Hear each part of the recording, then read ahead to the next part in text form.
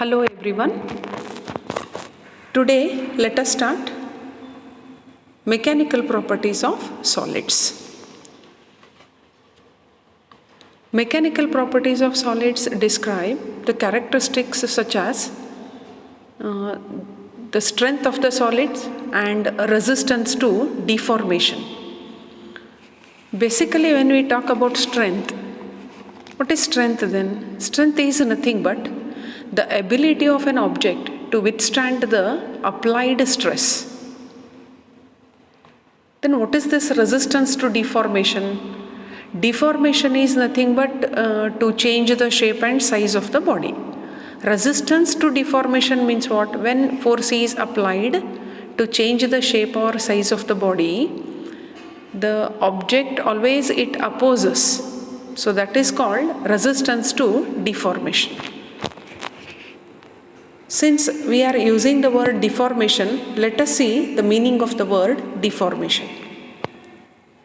A body is said to be deformed if its shape or size is changed under the action of external force. Means externally you have to apply the force to change the shape and size of the body. Then definitely body is said to be deformed. For example, when a force is applied on a spring along its length, what happens? The shape and size of the spring changes. So what are deforming forces then? These are the forces which changes the shape and size of the body.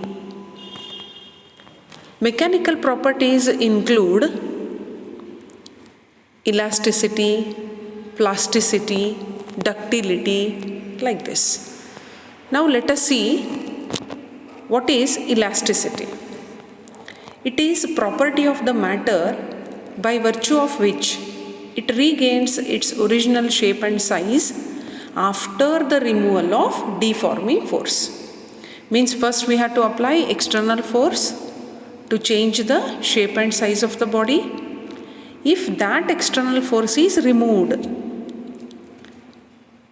if body regains its original shape and size, the property of that matter is known as elasticity. Then what are elastic bodies then? These are the bodies which regain their original shape and size after the removal of deforming force. So again you can take the example of spring. When external force is removed, spring will regain its original shape and size. So spring is an elastic body. If we take another example, that is cords, it is nearly a perfect elastic body. Then exactly opposite word for elasticity is plasticity. What is plasticity then? It is the property of the matter by virtue of which it does not regain its original shape and size after the removal of deforming force. So when deforming force is removed, the body will not regain its original shape and size. So this property is known as plasticity. Then what are plastic bodies then? These are the bodies which do not regain their original shape and size after the removal of deforming force. For example, wet clay, or you can take example of mud. So these are plastic bodies because they won't regain their original shape and size even though deforming force is removed. Okay, now let us see the next word, that is elastic limit. It is the maximum deforming force up to which a body can retain its property of elasticity. Means within this, every matter has its own limit. Within that, if deforming force is applied and if it is removed, then body can regain its original shape and size. So that limit is called elastic limit. Then what is the cause for this elasticity? As we know this one, every material is made up of number of molecules. These molecules are bounded together due to the intermolecular force of attraction. These intermolecular forces of attraction are responsible for elasticity. Here one note, just now I have repeated that only cord G is nearly a perfect elastic body and wet clay is nearly a plastic body.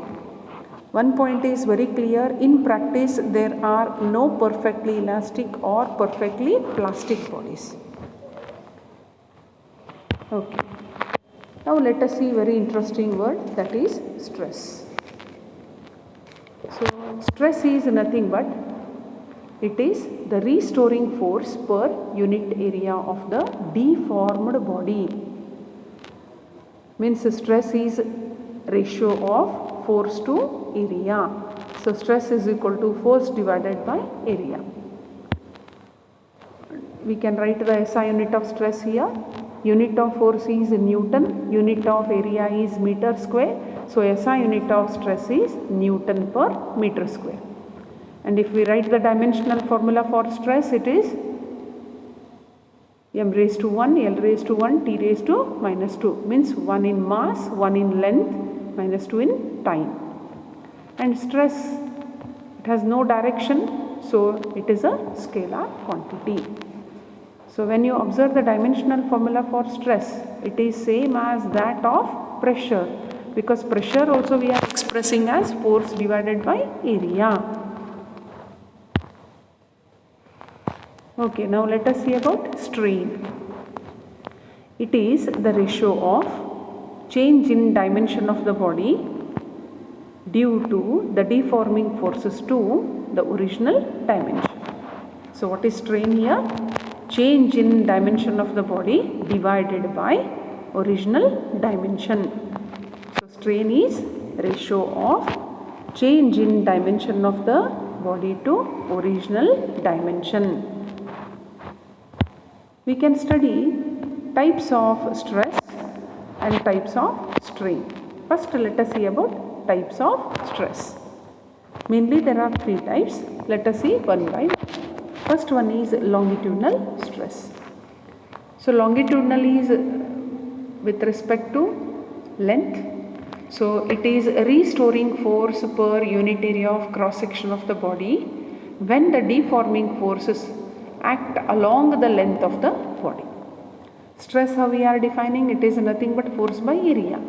So purpose of applying the force on the body is to change the length of the body. So it is restoring force per unit area of cross section when the deforming forces act along the length of the body. Second type is tangential stress. It is the restoring force per unit area of the body when the deforming force act tangential to the surface of the body. Third type is volume stress or normal stress. It is the restoring force per unit area of the body when the deforming force act perpendicular to the surface of the body.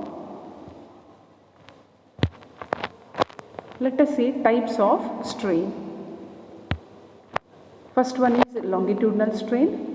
It is the ratio of change in length of the body to the original length. Second one is tangential strain. It is the angular displacement of a reference line on the surface of the body on which a tangential stress is acting. Volume strain. Volume strain is nothing but it is a ratio of change in volume of the body to the original volume. So there are three types of stress and three types of strain.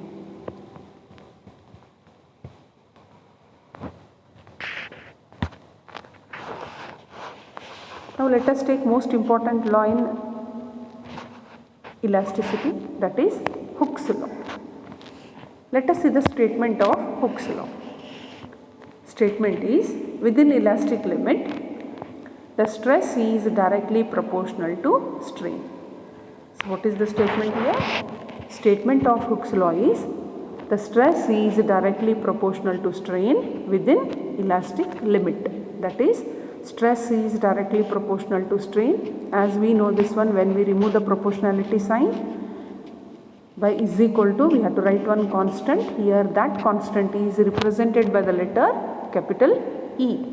So stress is equal to E into strain, or E is equal to stress divided by strain, where E is elastic constant and it is known as modulus of elasticity or coefficient of elasticity. So most important law in elasticity, that is Hooke's law. Stress is directly proportional to strain within elastic limit. So we got the formula like elastic constant, that is modulus of elasticity, E is equal to stress divided by strain. So what is definition of this elastic constant then? It is a ratio of stress to strain within elastic limit.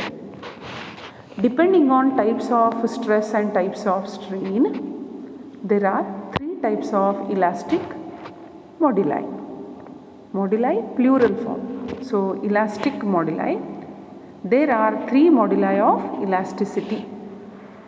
First one is Young's modulus.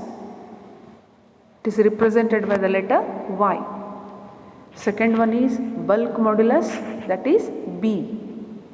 And third one is shear modulus, that is R, represented by the letter R.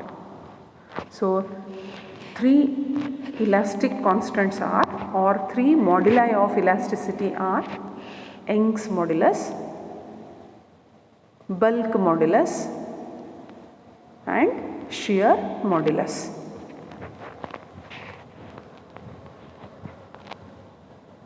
So in the next class, means in the next video, let us take these three elastic constants, definitions of Young's modulus, bulk modulus and shear modulus, and another important point, that is stress strain curve. Thank you.